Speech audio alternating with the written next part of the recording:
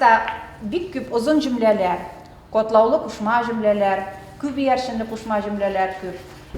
Мы ежегодно на базе Башкирского государственного педагогического университета проводим диктант по родному татарскому языку. Это уже становится традицией.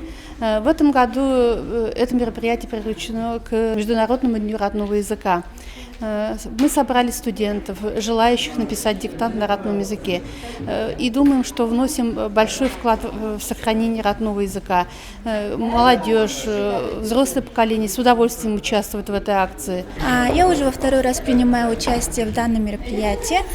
Цель этого диктанта в том, чтобы популяризировать татарскую культуру, точнее родную языковую культуру, расширить познание родного языка в общем и в каком-то плане даже немножко расширить наши знания или даже проверить нашу грамматику в плане письма.